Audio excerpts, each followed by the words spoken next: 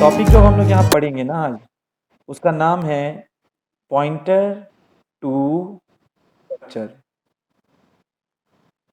देखिए, ये जो टॉपिक है पॉइंटर टू स्ट्रक्चर, इसमें बेसिकली हम लोगों को क्या सीखना है कि हम लोगों के पास एक पॉइंटर होगा। अब वो पॉइंटर दरअसल में एक स्ट्रक्चर को पॉइंट करेगा। तो सोचिए, स्ट्रक्चर टॉपिक आप बहुत पहले पढ़े हैं, जिसमें आपको याद होगा सिमिलर और डिसिमिलर टाइप के एलिमेंट्स को आप इकट्ठा किया करते थे। अब पॉइंटर जो टाइप है, ये तो अभी डिस्कशन चल ही रहा है। तो जब हम लोग अपने पॉइंटर से किसी स्ट्रक्चर को कनेक्ट करते हैं, पॉइंटर से जब किसी स्ट्रक्चर को कनेक्ट करते हैं हम लोग, तो उस टॉपिक का नाम हो जाता है पॉइंटर टू स्ट्रक्चर। और उसी कहानी को, उसी प्रॉपर्टी को आज आपको यहाँ पे देखना है। और ये टॉपिक समझने के लिए आपको एक प्रोग्राम ही सीखना पड़ेगा, क्योंकि इस प्रोग्राम के अंदर आप ये वाला जो कॉन्सेप्ट है उसको इस्तेमाल होते हुए देख पाएंगे। पर नाम सुन के समझ में आ रहा है कि जब आपका पॉइंटर स्ट्रक्चर को पॉइंट करेगा तो उस टॉपिक का नाम हो जाएगा pointer to structure. That's it. बाकी तो कोड में पता चल ही जाएगा ये है क्या दरअसल में। देखिए, हम यहाँ पे क्वेश्चन करा रहे इस हेडिंग के अंदर। क्वेश्चन है write a program to define a structure. यानी कि आप एक प्रोग्राम लिखिए जो क्या डिफाइन करेगा, स्ट्रक्चर डिफाइन करेगा। पता है स्ट्रक्चर किसके लिए डिफाइन करने को हम कह रहे हैं? Structure for complex number. यानी आज आप एक प्रोग्राम लिखिए जो कि एक स्ट्रक्चर बनाएगा, ढांचा बनाएगा, किसके लिए? कॉम्प्लेक्स नंबर के लिए। And then add the two complex numbers. फिर क्या कह रहा है कि आप दो कॉम्प्लेक्स नंबर्स को ऐड करिए, ठीक है। पर एक्स्ट्रा में वार्निंग क्या दिया? Using pointers. तो ये चीज, ये कॉन्सेप्ट इसमें नया है। क्या बोल रहा है कि आप एक स्ट्रक्चर बना दीजिए, आप एक स्ट्रक्चर डिफाइन कर लीजिए कॉम्प्लेक्स नंबर के लिए। फिर जो स्ट्रक्चर आप डिफाइन करेंगे कॉम्प्लेक्स नंबर के लिए, उस स्ट्रक्चर के हेल्प से आप दो कॉम्प्लेक्स नंबर्स को क्रिएट कीजिए और उसके बाद पॉइंटर के मदद से उन दो कॉम्प्लेक्स नंबर्स को आप सम करिए, उसको जोड़ दीजिए। सो दिस इज द क्वेश्चन। तो आंसर में देखिए, सबसे पहले हम लोग करेंगे क्या, हम लोग यहाँ पे एक हेडर फाइल इंक्लूड कर रहे हैं, hash include iostream.h। Then after अब हम लोग अगला हेडर फाइल यहाँ पे इंक्लूड कर रहे हैं, हैश इंक्लूड conaio.h। नेक्स्ट देखो, क्योंकि स्ट्रक्चर कॉम्प्लेक्स नंबर के लिए बोला गया है बनाने, तो हम यहाँ स्ट्रक्ट लिखकर बगल में कॉम्प्लेक्स लिखना चाहेंगे। तो देखिए, जब आप स्ट्रक्ट लिखकर बगल में कॉम्प्लेक्स लिखते हैं तो ऐसा लिखने से एक स्ट्रक्चर डिफाइन होगा। जब आप स्ट्रक्ट लिखकर कॉम्प्लेक्स लिखते हैं तो ऐसा करने से एक स्ट्रक्चर डिफाइन होगा जिसका नाम कॉम्प्लेक्स है, to manage the complex number. क्योंकि आपको पता है कि कॉम्प्लेक्स नंबर के अंदर दो कंपोनेंट्स हैं। एक कंपोनेंट जो कॉम्प्लेक्स नंबर में है उसका नाम है रियल, और सेकेंड कंपोनेंट जो इसके अंदर है उसका नाम है इमेजनरी। यानी हम लोगों ने पहले एक स्ट्रक्चर डिफाइन किया, the name of my structure is complex. तो ये जो मेरा स्ट्रक्चर डिफाइन हुआ कॉम्प्लेक्स के लिए, उसके भीतर में दो हिस्से मौजूद हैं। एक हिस्सा है रियल पार्ट और एक हिस्सा है इमेजनरी पार्ट। तो रियल पार्ट में कॉम्प्लेक्स नंबर का रियल वैल्यू रखेंगे और इमेजनरी पार्ट में कॉम्प्लेक्स नंबर का इमेजनरी वाला वैल्यू रखेंगे। तो मेरा ढांचा बन के तैयार है जो कॉम्प्लेक्स नंबर को डिस्क्राइब कर रहा है। सोचो, अगर यहाँ ढांचा टाइम के लिए बनाना होता तो स्ट्रक्ट टाइम लिखे होते आप और अंदर में आवर, मिनट, सेकंड लिखे होते आप, क्योंकि टाइम के ढांचे में आवर, मिनट, सेकंड आता, जैसे कॉम्प्लेक्स के ढांचे में रियल और इमेजनरी आया है। फिर सुनिए, अब हम लोग प्रोग्राम का जो लाइफ है, प्रोग्राम का जो जिंदगी है, वो कहां से बेसिकली चालू करते हैं? वॉइड मेन फंक्शन से। तो ये जो वॉइड मेन फंक्शन है, this is the place from where the program execution begins. तो मेन फंक्शन से जब प्रोग्राम का एग्जीक्यूशन बिगिन होगा, शुरू होगा, तो देखिए मेन से लाइफ शुरू होते के साथ अंदर जाके हम लोग क्या कर रहे हैं, ध्यान से देखिएगा। मेरा जो ढांचा बना उसका नाम है complex. So if I write complex a comma b comma c, तो देखो complex a comma b comma c करने से क्या हो जाएगा आज यहाँ पे कि कॉम्प्लेक्स टाइप का मेमोरी में कितना वेरिएबल्स का रिजर्वेशन हो जाएगा? 3 वेरिएबल्स का। जिसमें कॉम्प्लेक्स टाइप का पहला वेरिएबल कौन है, ए, कॉम्प्लेक्स टाइप का दूसरा वेरिएबल कौन है, बी, और कॉम्प्लेक्स टाइप का तीसरा वेरिएबल कौन है, सी। देखो हम यहाँ पे इसको ड्रॉ करके दिखा रहे हैं। फर्स्ट कॉम्प्लेक्स नंबर कौन है, ए। तो ए जो कॉम्प्लेक्स नंबर है उसके अंदर दो हिस्से मौजूद होंगे। कौन, देखो ए का क्वालिटी कॉम्प्लेक्स है और कॉम्प्लेक्स में दो हिस्से हैं, तो मेरे ए के अंदर दो हिस्से बट जाएंगे। एक हिस्सा का नाम होगा रियल और एक हिस्सा का नाम होगा इमेजिनरी। ठीक है, फिर सुनो, कॉम्प्लेक्स टाइप का ही, कॉम्प्लेक्स जो कि एक स्ट्रक्चर है, उस कॉम्प्लेक्स स्ट्रक्चर टाइप का ही एक सेकेंड घर बनेगा जिसका नाम है बी। तो बी के नाम से कॉम्प्लेक्स टाइप का जब यहां पे सेकेंड घर बन जाएगा तो उस बी कॉम्प्लेक्स के अंदर भी आप देखेंगे कि दो हिस्से मौजूद हैं, जिसमें पहला हिस्सा मौजूद है रियल, दूसरा हिस्सा मौजूद है इमेजिनरी। ठीक है, अब देखो कॉमा करके आपने क्या लिखा, सी। ध्यान से देखो, सी का भी क्वालिटी कॉम्प्लेक्स नंबर है। तो अगर सी का भी क्वालिटी कॉम्प्लेक्स है जो कि एक स्ट्रक्चर है, यानी कि कॉम्प्लेक्स टाइप का सी नाम से जब घर बनाओगे तो उसके अंदर भी कितने कंपोनेंट्स हो जाएंगे, दो, क्योंकि सी का भी क्वालिटी कॉम्प्लेक्स है। ये कॉम्प्लेक्स एक स्ट्रक्चर है तो उसके अंदर दो मेंबर्स हैं, तो मेरे सी के अंदर भी दो मेंबर्स ही होंगे, एक होगा रियल और एक होगा इमेजिनरी। तो ए के नाम से, बी के नाम से, सी के नाम से तीन ठो स्ट्रक्चर का ब्लॉक्स बन गया, वेरिएबल्स बन गया। अब एक बात सुनिए, जैसा टीवी होता है वैसा आप रिमोट लेते हैं। तो पहले जब आप एबीसी को इंट बनाते थे, याद करिए, जब आप इंटीजर टाइप का एबीसी लेते थे तो पॉइंटर्स जो कि एबीसी को पॉइंट करेगा, याद कीजिए, आप उसको इंट लेते थे, क्योंकि जैसा टीवी वैसा रिमोट, तो जैसा वेरिएबल वैसा पॉइंटर्स। तो एक बात बताओ, ये ए, बी और सी ये तीनों किस टाइप का है, कॉम्प्लेक्स टाइप का है। कॉम्प्लेक्स दरअसल में एक स्ट्रक्चर है। तो कॉम्प्लेक्स अगर स्ट्रक्चर है तो एबीसी तो स्ट्रक्चर टाइप का हुआ, तो इन तीनों को पकड़ने के लिए आपको पॉइंटर्स बनाना पड़ेगा और उन पॉइंटर्स को भी स्ट्रक्चर जैसा ही बनाना पड़ेगा। यानी कि ये जो P नाम का है पॉइंटर है, Q नाम का जो पॉइंटर है, R नाम का जो पॉइंटर है, ये तीनों पॉइंटर का क्वालिटी देखो कॉम्प्लेक्स टाइप का है, क्योंकि A का, B का, C का क्वालिटी कॉम्प्लेक्स है, तो P पॉइंटर, Q पॉइंटर और R पॉइंटर का क्वालिटी भी कॉम्प्लेक्स ही होगा। जैसे पहले हम लोग इंट लेते थे एबीसी, तो पीक्यूआर पॉइंटर भी हम इंट बनाया करते थे, क्योंकि पॉइंटर एक रिमोट की तरह है, और जैसा टीवी होगा वैसा रिमोट चूज करते हैं आप। तो आज के केस में ए, बी और सी का जो क्वालिटी है, क्योंकि वो कॉम्प्लेक्स टाइप का है जो कि एक स्ट्रक्चर था, ए बी सी का क्वालिटी कॉम्प्लेक्स टाइप का है जो कि एक स्ट्रक्चर था, तो पीक्यूआर जो पॉइंटर्स बनाइएगा आप, वो भी कैसा होगा, कॉम्प्लेक्स, क्योंकि स्ट्रक्चर को पकड़ने के लिए पॉइंटर भी उसी क्वालिटी का होना चाहिए। तो मेरा P नाम का पॉइंटर, Q नाम का पॉइंटर, R नाम का पॉइंटर का निर्माण हो गया। तो P पॉइंटर एक है, एक पॉइंटर Q है, एक पॉइंटर R है। पर गौर से सुनिए, जब आप इन घरों को बनाते हैं, वैल्यू तो देते नहीं है शुरू में, तो इन सब के अंदर फिलहाल गार्बेज वैल्यू होंगे। यानी कि P नाम का पॉइंटर आप बनाए जरूर हैं बेशक, P नाम का पॉइंटर आप कॉम्प्लेक्स टाइप का जरूर बनाए हैं, लेकिन अब तक आप पॉइंटर P को शुरुआत नहीं किए हैं, उसमें आप ये नहीं बताए हैं कि P A को पॉइंट करेगा, ऐसा बताए नहीं है जब तक, तब तक P में, Q में, R में गार्बेज वैल्यू होगा, यानी ये तीनों अननोन एड्रेस लेके बैठा होगा।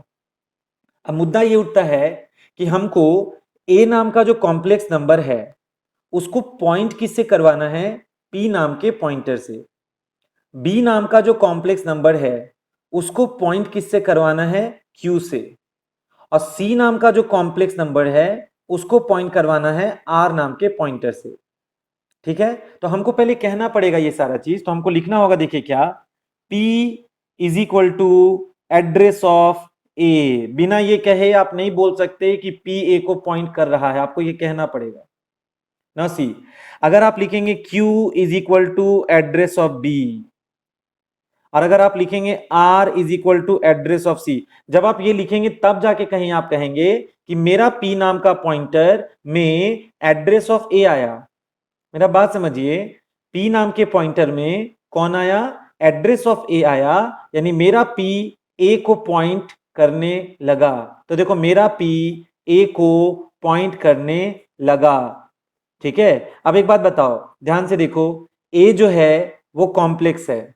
अब कॉम्प्लेक्स यहां पे एक स्ट्रक्चर हम लोग क्रिएट किए हैं, इसका मतलब ए जो है क्योंकि वो कॉम्प्लेक्स का स्ट्रक्चर है, अब पी जो है वो कॉम्प्लेक्स टाइप का क्योंकि पॉइंटर है, अब पी नाम का पॉइंटर क्योंकि एड्रेस ऑफ ए को पॉइंट कर रहा है, पी नाम का पॉइंटर क्योंकि एड्रेस ऑफ ए को पॉइंट कर रहा है जो कि एक स्ट्रक्चर टाइप का था, तो इसी को बोला जाएगा पॉइंटर टू स्ट्रक्चर। देखो पॉइंटर टू स्ट्रक्चर इसी चीज को बोला जाएगा, क्योंकि आज यहां जो पी नाम का हम पॉइंटर बनाए हैं, it is holding the address of a. और मेरा जो पी नाम का पॉइंटर क्योंकि एड्रेस ऑफ ए को होल्ड किया है, तो अब आप कह सकते हैं कि P इज पॉइंटिंग टू ए। क्योंकि ए का क्वालिटी कॉम्प्लेक्स है यानी कि स्ट्रक्चर है, तो इसी को इंग्लिश में कह देंगे पॉइंटर टू स्ट्रक्चर, इसी चीज को कह देंगे। तो मेरा जो P नाम का पॉइंटर है, it is pointing to A. मेरा जो Q नाम का पॉइंटर है, it is pointing to address of B, so this Q is pointing to address of B in this way. And R में क्योंकि एड्रेस ऑफ C आया है, so this R is pointing to address of C। It means मेरा तीन pointers है और तीनों pointer अपने अपने स्ट्रक्चर्स को पॉइंट कर रहा है। सो इस प्रोसेस का नाम हो गया पॉइंटर टू स्ट्रक्चर। चलो ये बात तो क्लियर हो गया। P नाम का पॉइंटर A नाम के कॉम्प्लेक्स नंबर को पॉइंट किया, Q नाम का पॉइंटर B के कॉम्प्लेक्स नंबर के एड्रेस को पॉइंट किया, और R नाम का पॉइंटर C के एड्रेस को कॉम्प्लेक्स नंबर को पॉइंट किया। तो यहाँ तीनों स्थिति में आप देख रहे हैं पॉइंटर टू स्ट्रक्चर का कहानी देखने को मिला, यानी मेरा pointer is basically pointing to the structure, वो आपको यहाँ क्लियर कट दिख रहा है। अब मुद्दा ये है कि आपको ए को बी को सी को मैनेज करना है, ठीक है, और किसकी मदद से मैनेज करना है, पॉइंटर्स की मदद से मैनेज करना है। तो उसका क्या प्रोसेस होता है सी प्लस प्लस प्रोग्रामिंग में, वो अब हम लोग यहाँ पे चलिए सीखते हैं। देखिए ध्यान से, सबसे पहले देखो घर तो बन गया, लाइफ जब मेन से शुरू हुआ तो घर एबीसी का बन गया, तीन पॉइंटर्स क्रिएट हो गया, और तीनों पॉइंटर रेस्पेक्टिवली ए का एड्रेस को, बी का एड्रेस को और सी के एड्रेस को पॉइंट करने लगा, कुछ यूं। यहां तक समझ गए। अब देखिए क्या होगा, अब जब हम यहां पे लिखेंगे सी आउट में जाके, जब हम एक मैसेज लिखेंगे एंटर फर्स्ट कॉम्प्लेक्स नंबर, हम ये मैसेज लिखे, हम एक काम करते, ये जो डायग्राम है ना, ये जो डायग्राम हम यहां बना देते, नहीं तो दिक्कत होगा। सुनिए, ए नाम का था कॉम्प्लेक्स नंबर, उसमें याद करिए दो कंपोनेंट था, कौन कौन सा, रियल वाला और इमेजिनरी वाला। और याद करिए पी नाम का pointer is pointing to that structure variable a. तो पॉइंटर टू स्ट्रक्चर का किस्सा कहानी देख रहे हैं। सिमिलरली बी नाम का एक कॉम्प्लेक्स नंबर का घर बना था, उसके अंदर भी तो दो हिस्से थे, real and imaginary, and this B was actually pointed by the pointer Q, okay? और एक घर था जिसका नाम क्या था C, तो ये जो C था उसके अंदर भी दो कंपोनेंट्स थे, कौन कौन से, रियल एंड इमेजिनरी, और इसको किसने पॉइंट किया, R ने इसको पॉइंट किया इन दिस वे, ऐसे हो गया। तो देखिए जब ये सी आउट आया, ये रहा मेरा मॉनिटर, यहां पे ध्यान से देखिए, मेरे मॉनिटर पे जब ये सी आउट आया तो इसने एक मैसेज प्रिंट किया, एंटर फर्स्ट कॉम्प्लेक्स नंबर। तो तुरंत आपके स्क्रीन पर एक मैसेज आ जाएगा, कौन सा मैसेज आ जाएगा, एंटर फर्स्ट कॉम्प्लेक्स नंबर। ध्यान से देखिए, जब स्क्रीन पे मैसेज आएगा कृपया करके पहला कॉम्प्लेक्स नंबर दीजिए। तो अगर मैथ्स होता तो हम ऐसे लिखते 9 प्लस i4, इस टाइप से देते, पर प्रोग्रामिंग में 9 प्लस i4 इकट्ठा देने से वो नंबर नहीं बल्कि स्ट्रिंग समझने लगेगा मशीन। तो हम लोग स्ट्रिंग तो नहीं ना पढ़ रहे हैं, हम लोग क्या करेंगे, रियल का टुकड़ा अलग करके देंगे, इमेजिनरी वाले हिस्से का जो टुकड़ा है उसको अलग से देंगे। सो अगर हमारा कॉम्प्लेक्स नंबर मैथ्स में 9 प्लस i4 होता तो हम यहाँ पे क्या क्या देंगे, 9 अलग से काट के देंगे और 4 अलग से कट करके देंगे। तो देखो ये मशीन कैसे इसको समझेगा, 9 को एंड 4 को, जो दो वैल्यू आप टाइप किए हैं उसको पढ़ने में कीबोर्ड से मदद कौन करेगा? सी इन। जानते हो ये सी इन कीबोर्ड से सबसे पहले 9 को रीड करेगा और रीड करके पता है किसके अंदर घुसा देगा? ए का रियल में। स्ट्रक्चर आप पढ़ चुके हैं पहले, तो ए का रियल में आपको 9 देना है, तो आप सीन करके यहां पे क्या लिखेंगे? ए डॉट रियल। देखिए ध्यान से, जब हम ए डॉट रियल लिखेंगे तो हिंदी में इसका मतलब क्या हो गया? ए का रियल। तो ए का रियल ये जो कंपार्टमेंट है इसके अंदर सी इन 9 को स्टोर कर देगा। Very very easy. उसी तरह से ये सी इन सेकेंड टाइम इनपुट करेगा किस वैल्यू को? 4 को, और उस 4 को ये सी इन किसके भीतर घुसा देगा?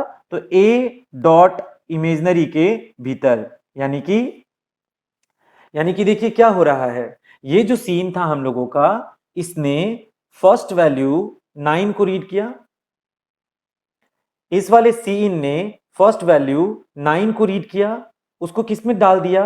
ए डॉट रियल में, तो ए का रियल में 9 चला गया। अब वही सी इन सेकेंड वैल्यू 4 को पढ़ा, अब 4 को रीड करके किस में घुसा दिया? ए डॉट इमेजनरी में। सो ए का इमेजनरी में कितना स्टोर हो गया? 4। अब जरा गौर से देखिएगा, ए को पी पॉइंट कर रहा है, तो ए को कंट्रोल करने का मेरे पास दो विकल्प है। या तो हम डायरेक्ट लिख देंगे ए डॉट रियल या ए डॉट इमेज। पर एक बात बताओ, क्योंकि ए के घर को पी नाम का पॉइंटर पॉइंट कर रहा है, तो आपके पास एक विकल्प ऐसा भी है कि आप अपने पॉइंटर को, जो कि ए को पॉइंट कर रहा है, आप अपने पॉइंटर को डी रेफरेंस करके भी चाहे तो ये काम कर सकते थे। यानी कि हम एक बात बता दें, इस स्टेटमेंट के जगह, ध्यान से देखिए, इस स्टेटमेंट के जगह अगर किसी ने ऐसे लिखा होता, देखिए क्या, सी इन, पहले हमको ये बताइए ए को पॉइंट कौन कर रहा है?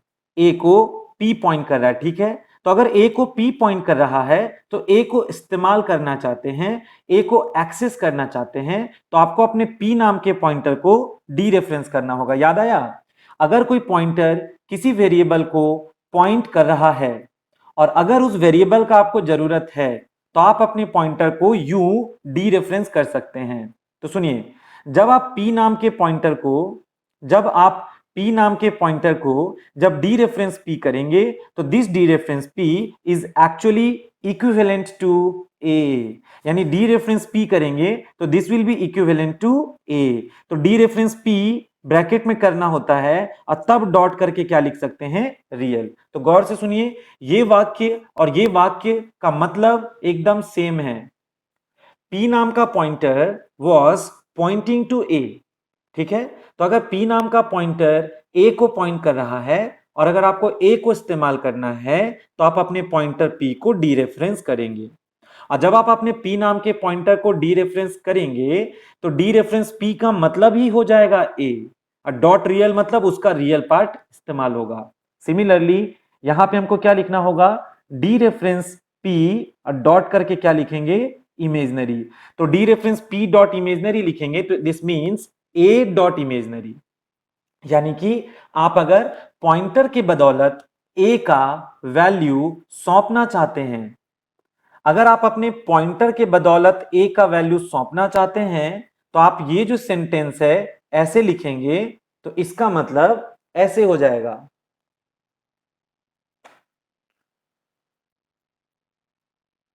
ठीक है, तो अगर आप अपने पॉइंटर से ए को वैल्यू सौंपना चाहते हैं तो जब आप dereference P dot real लिखते हैं तो it will stand for a dot real, और dereference P dot imaginary लिखना चाहते हैं so this statement will stand for a dot imaginary.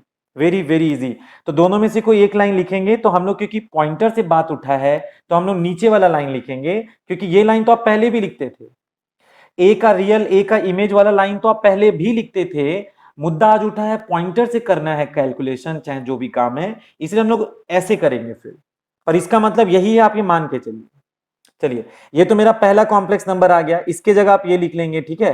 अब देखो, अब यहां पे ये सी आउट आकर ना it will ask for second complex number. तो मैसेज देखो क्या लिखता है, ये मैसेज देगा enter the second complex number, ये मैसेज आया। तो मॉनिटर पे देखो क्या पूछने लग गया, एंटर सेकेंड कॉम्प्लेक्स नंबर। तो मान लो second complex number 10 plus i7 है, तो हम 10 और 7 देंगे, 10 और 7 टाइप करेंगे। तो देखो 10 को और 7 को रीड किसने किया, सी इन ने। तो क्योंकि 10 और 7 को पढ़ के बी का रियल में घुसाना है और बी का इमेजनरी में डालना है, तो आप यहां पे सिंपल शब्दों में लिख सकते थे बी डॉट रियल और बी डॉट इमेज।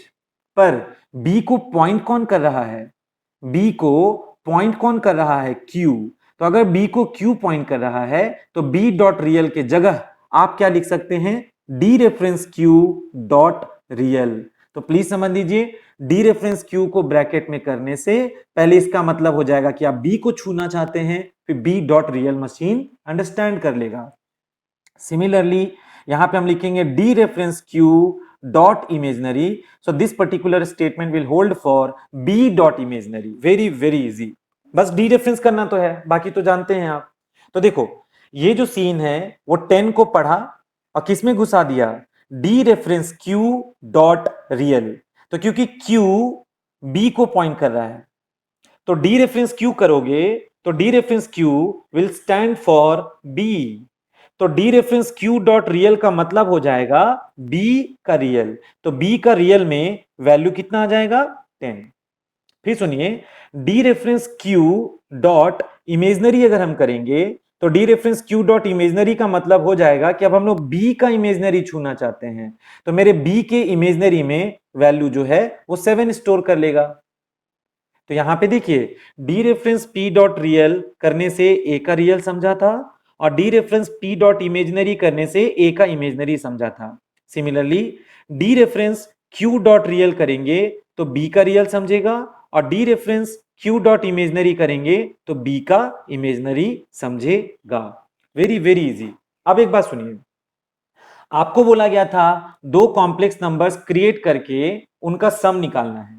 तो जरा सोचिए, अगर डायरेक्ट लिखना होगा तो हम नहीं लिख देंगे सी का real is equal to A का रियल प्लस बी का रियल, और सी का imaginary part is equal to A का इमेजनरी पार्ट प्लस बी का इमेजनरी पार्ट। स्ट्रेट फॉरवर्ड आप ऐसे लिख देंगे, यानी कि सी का रियल में ए का रियल और बी का रियल का सम करके यहां सौंपना है, और सी का इमेजनरी में ए का इमेजनरी और बी का इमेजनरी का सम करके यहां सौंपना है।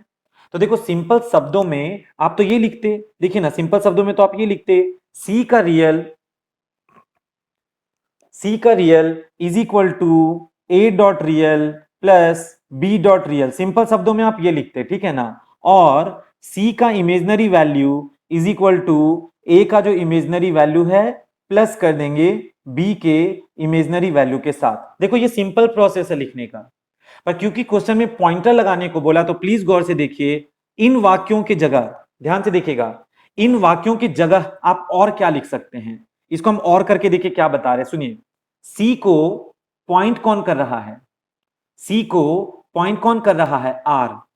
तो जहां सी लिखा है, सी को क्योंकि आर पॉइंट कर रहा है तो जहां सी लिखा है हम उस सी की जगह लिख सकते हैं ना डी रेफरेंस आर, क्योंकि डी रेफरेंस आर करेंगे तो that will be equivalent to सी।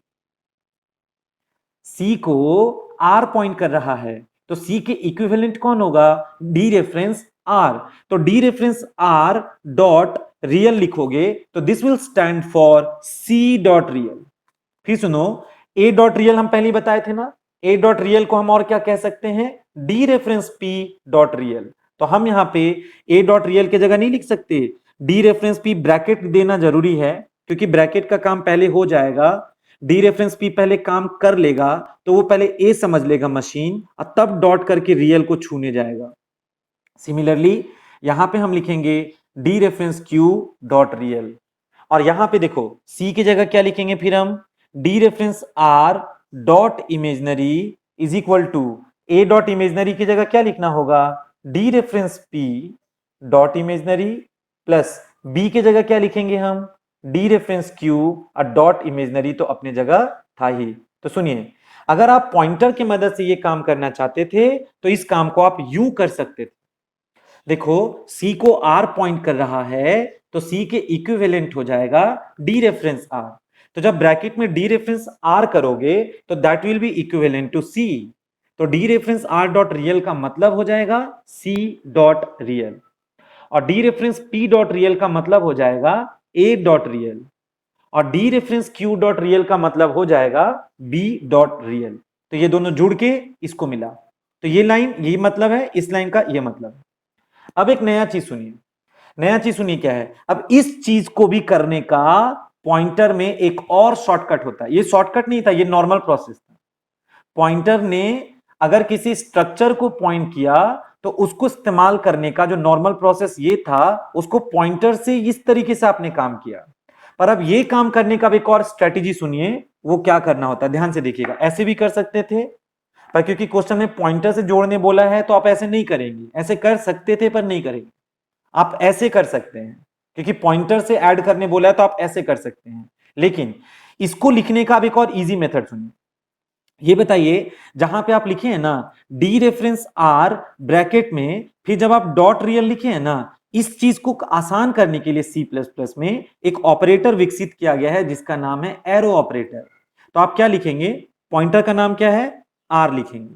उसके बाद लिखेंगे माइनस और ग्रेटर देन। पता है ये माइनस और ग्रेटर देन आपको एरो की तरह दिख रहा है, इसको कहते भी हैं एरो ऑपरेटर। पर इस माइनस को अंदर मत ठूस देना ले जाके, ये माइनस है और ये ग्रेटर देन है, तो चिपका हुआ नहीं है, माइंड इट, अंदर में चिपका हुआ नहीं है।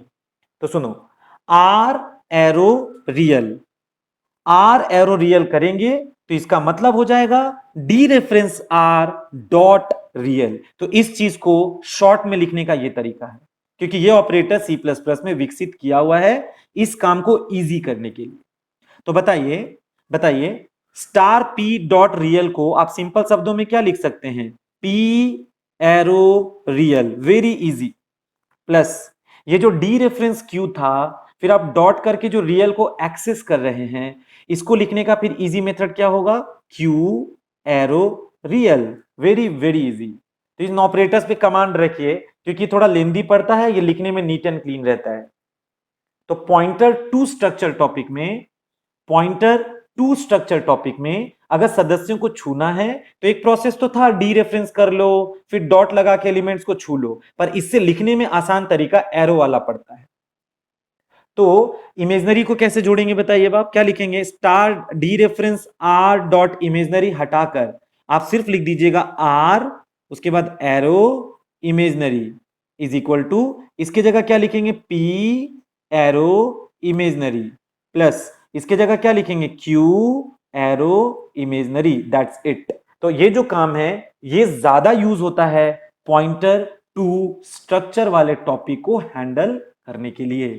तो ये दोनों का मतलब सेम है, तो आप ऐसे लिखिए चाहे ऐसे लिखिए, पर इसका मतलब सिंपल टर्म्स में यही चीज होता है, ठीक है। लेकिन पॉइंटर की मदद से दो तरीका था लिखने का, एक ऐसे एक ऐसे, एक में एरो लगा के, एक में डी रेफरेंस और डॉट लगा के। अब अंत में आंसर छापने का टाइम आ गया, तो अंत में आंसर छापने के लिए आपको क्या लिखना होगा, यहां सी आउट, यहां पे आप लिखेंगे रिजल्टेंट कॉम्प्लेक्स नंबर इज, ठीक है। अब देखो हम क्या लिखेंगे, फिर नॉर्मली हमको क्या लिखना होता, सी का रियल और सी का इमेज, यही ना। तो हम सी के रियल के जगह क्या लिखेंगे, देखो आर एरो रियल। तो आर एरो रियल का मतलब है सी डॉट रियल। फिर हम ये निशान दिए, इन्वर्टेड कॉमा में प्लस के साथ हम आई को चाहेंगे डिस्प्ले करना, और उसके बाद हम लिखेंगे आर एरो इमेज। तो ऐसा करने से सी का इमेज, आर एरो इमेज मतलब क्या, आर एरो इमेज मतलब सी का जो इमेज है वो छप जाएगा। अंत में यहां क्या लगा लोगे, गेट सी एच, फिर यहां पे main function is over, life is also over. तो सुनो इसमें क्या हुआ, ये सुनो, P arrow real, P arrow real मतलब पी जिसको पॉइंट कर रहा है, यानी कि ए उसका रियल। और इसको आप ऐसे भी तो लिख सकते थे, D reference P dot real. तो डी रेफरेंस पी करोगे तो जैसे ही पी डी रेफरेंस होगा तब तो वो ए के इक्वल हो जाएगा, जैसे ही पी डी रेफरेंस हुआ तब तो वो ए के इक्वल हो गया। तो ए डॉट रियल को ही तो छूना है, यानी कि 9। चलो प्लस यहां पढ़ो क्या है, क्यू एरो रियल, इसका मतलब हुआ क्यू जिसको पॉइंट किया यानी कि बी उसका रियल। तो देखो पी एरो रियल का मतलब हो गया पी जिसको पॉइंट किया उसका रियल, यानी कि ए का रियल 9 है, प्लस क्यू एरो रियल का मतलब हो गया कि क्यू जिसको पॉइंट किया उसका रियल, यानी कि बी का रियल, यानी कि 10। तो 9 एंड 10 जुड़कर 19 हो गया। और 19 ध्यान से देखो किसको सौंपा गया, तो आर एरो रियल। तो आर एरो रियल का मतलब हो गया कि आर जिसको पॉइंट किया यानी कि सी का रियल में ए का रियल और बी का रियल जुड़कर स्टोर हो गया, तो इसका वैल्यू 19 हो गया। सिमिलरली यहां पढ़िए P arrow imaginary. P arrow imaginary मतलब हुआ पी जिसको पॉइंट किया यानी कि ए, उसका इमेजनरी कौन है 4, तो इसका मतलब 4 प्लस क्यू एरो इमेजनरी, इसका मतलब हुआ क्यू जिसको पॉइंट किया उसका इमेजनरी यानी कि 7, तो 4 प्लस 7 11 होगा। वो किसको मिला आर एरो इमेजनरी यानी कि आर जिसको पॉइंट किया उसका इमेजनरी, तो आर पॉइंट किया सी को तो उसका इमेजनरी में आ जाएगा 11। तो ध्यान से देखिए, आप ऐसे लिखेंगे चाहे ऐसे लिखेंगे, इनका मतलब तो यही चीज होगा और ये चीज आप जानते हैं, वही चीज यहां भी हम लोगों ने कर दिया, लेकिन ऑपरेटर नया था, बस उसका यूज सीख रहे थे हम लोग। फिर सुनिए, अब हमको आंसर प्रिंट करना है आखिरी में। This is my final answer, we have to display this answer at the last. तो देखो इस वाले सी आउट ने मैसेज में इन्वर्टेड कॉमा के साथ प्रिंट क्या किया, पढ़िए रिजल्टेंट कॉम्प्लेक्स नंबर इज, यानी कि अब यहां पे स्क्रीन पर एक आंसर आएगा। कौन सा आंसर आएगा, ध्यान से देखिए, रिजल्टेंट कॉम्प्लेक्स नंबर इज, कौन सा आंसर है पढ़िए आर एरो रियल। अब आप समझ रहे होंगे आर एरो रियल का मतलब हो गया, आर एरो रियल मतलब आर जिसको पॉइंट किया उसका रियल, तो आर किसको पॉइंट किया सी को, तो उसका रियल कौन है 19, तो आर एरो रियल को आप सिंपल शब्दों में सी का रियल भी कह सकते हैं। तो सी का रियल में 19 है, so here you will gate 19। उसके पीछे देखो क्या छप रहा है, इन्वर्टेड कॉमा के बीच में आपने लिखा है प्लस आई, तो इसके पीछे प्रिंट हो जाएगा प्लस आई, ये तो हुबहू छप जाएगा क्योंकि इन्वर्टेड कॉमा में है। उसके पीछे देखो क्या छपा है आर एरो इमेजनरी, तो आर एरो इमेजनरी करने से क्या होगा, आर किसको पॉइंट कर रहा है सी को, तो आर एरो इमेजनरी करने से क्या होगा, आर जिसको पॉइंट किया यानी कि सी, उसका इमेजनरी यानी कि 11 यहां पर डिस्प्ले हो जाएगा। So you will get the answer 19 plus I 11। So this is the answer you will get on to the monitor. अंत में देखो गेट सी एच लग गया, स्क्रीन होल्ड हो गया, आप जब कोई की प्रेस करेंगे तब जाके ये स्क्रीन आपकी आंखों से डिसअपियर होगा, ओझल होगा। फिर main function is over, see this is the closing of main, when main function is over life is also over. तो इस तरीके से आप सीखे कि आप पॉइंटर कैसे बनाते हैं और आपका पॉइंटर आपके स्ट्रक्चर को कैसे पॉइंट करता है, और जब आपका पॉइंटर स्ट्रक्चर को पॉइंट करता है तो उसी को नाम देते हैं पॉइंटर टू स्ट्रक्चर, ठीक है। और जब आपका पॉइंटर स्ट्रक्चर को पॉइंट करता है तो उसके सदस्यों को छूने के लिए जो अलग अलग स्ट्रेटेजी था, वो सारे स्ट्रेटेजी को आप यहाँ पे इस छोटे से एग्जाम्पल में पढ़ के देखे, सीख के देखे। पता है आगे चलकर आपको एक चैप्टर पढ़ाएंगे बाद में डेटा स्ट्रक्चर, और डेटा स्ट्रक्चर का जब पोर्शन आप पढ़ेंगे तो उसमें टॉपिक आएगा लिंक्ड लिस्ट। तो जब हम आपको लिंक्ड लिस्ट पढ़ाएंगे ना, तो उस समय ये जो स्टाइल दिख रहा था ना एरो एरो एरो वाला, लिंक्ड लिस्ट चैप्टर में बात बात में ये चीज आपको इस्तेमाल करना होता है। इसीलिए ये कॉन्सेप्ट यहां पे क्लियर करना जरूरी था, ताकि जब आप लिंक्ड लिस्ट चैप्टर पढ़ेंगे तो आपको ये सारा फॉर्मेट समझ में आता होगा, ये निशान क्या होता है, काम कैसे करता है, इसका रूल्स समझ में आता होगा, तो आप लिंक्ड लिस्ट का टॉपिक बहुत आसानी से परफॉर्म कर सकते हैं। तो पॉइंटर टॉपिक में मेनली आपको इतना टॉपिक सीखना था, जिसमें पॉइंटर बेसिकली काम कैसे करता है, पॉइंटर को एरे के साथ कैसे कनेक्ट करते हैं, पॉइंटर को फंक्शन के साथ कैसे कनेक्ट करते हैं, आप पॉइंटर को स्ट्रक्चर के साथ कैसे कनेक्ट करते हैं, ठीक है। पर इसके बाद एक इंपॉर्टेंट टॉपिक होता है पॉइंटर में, जिसका नाम है डायनामिक मेमोरी एलोकेशन। तो डायनामिक मेमोरी एलोकेशन कैसे काम करता है, ये कहानी हम लोग कल करेंगे, क्योंकि